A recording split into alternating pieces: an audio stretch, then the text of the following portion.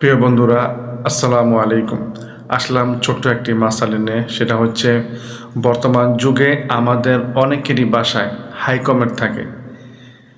এখন এই হাইকমেট ব্যবহার করা শরীয়তের কোনো নাজায়েজ বিষয় নয়। এটা হাইকমেট ব্যবহার করা শরীয়তসম্মতই, তবে হাইকমেট ব্যবহার করার ক্ষেত্রে কিছু সতর্কবার্তা আছে। সেটা হচ্ছে, ধরেন একটা ফ্যামিলির ভিতরে হাইকমেট আছে। এখন সেই হাইকমেটের ভিতরে যদি কোনো পুরুষ গেল, যাওয়ার পর সে দাঁড়িয়ে প্রস্রাব করলো। এখন দাঁড়িয়ে প্রস্রাব করার কারণে হাইকমেটের যে চারিদিক যেই বিটটা আছে, যেখানে মানুষ বসে বাথরুম করে, ওখানেও কী করলো, প্রস্রাব লেগে গেল। এখন প্রস্রাব লেগে যাওয়ার কারণে তো জায়গাটা নাপাক হয়ে গেল। এখন সে যখন আসলো, পরবর্তীতে একজন লোক, সে মহিলা হোক পুরুষ হোক, সে কী করলো, ওই বাথরুমের ভিতরে বসে বাথরুম করলো। এখন ওই যে সাইডে দিয়ে যে ব্যক্তি দাঁড়ায় প্রস্রাব করলো, তার দাঁড়ানো প্রস্রাব করার কারণে সাইডে দিয়ে যে প্রস্রাবগুলো লেগেছিল, সেই প্রস্রাবগুলো তার শরীরে লাগলো। সেই ব্যক্তি বসে বাথরুম করার কারণে তার শরীরে লাগলো পিছন সাইডে। এখন সেক্ষেত্রে তার ওই জায়গাটা নাপাক হয়ে গেল। এখন সেই জায়গাটা ধুতে হবে, ধোয়া ছাড়া পাক হবে না।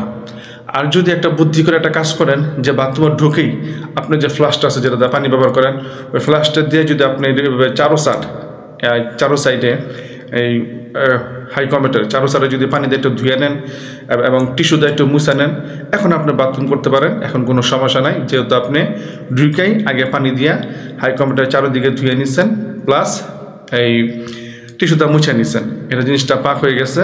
এখন আপনি বসে বাথরুম করতে পারবেন, কোনো সমস্যা নাই। যদিও সেই জায়গাটা কি হয়, এই ভিজা থাকে, কোনো সমস্যা নেই। আরেকটা হচ্ছে, হাইকমেটের ভিতরে কিন্তু সবসময় একটু পানি থাকে, ফ্লাশ করার পরও পানি থাকে। এখন আপনি যখন বাথরুম করতে গেলেন, তখন কি করলেন, যখন বাথরুম করলেন, সে পায়খানাটা যখন আপনার ওই পানির ভিতরে পড়ার সাথে সাথে কিন্তু একটা ছিটাইসা আপনার এই পিছন সাইড পুরাটা কিন্তু ভিজে যায়। এই ভিজার কারণে কিন্তু আপনার এই জায়গাটা নাপাক হয়ে গেল, আপনার শরীরটা নাপাক হয়ে গেল। সেক্ষেত্রে আমরা কি করব, সেক্ষেত্রে যখন করতে হবে, যখন বাথরুম শেষ করে উঠবেন, তখন আপনার পিছনের সাইডটাও আপনার ধুইতে হবে। ধুইলে আপনার জায়গাটা পাক হয়ে যাবে। আশা করি এই মশলাটা আপনাদের কাজে আসবে।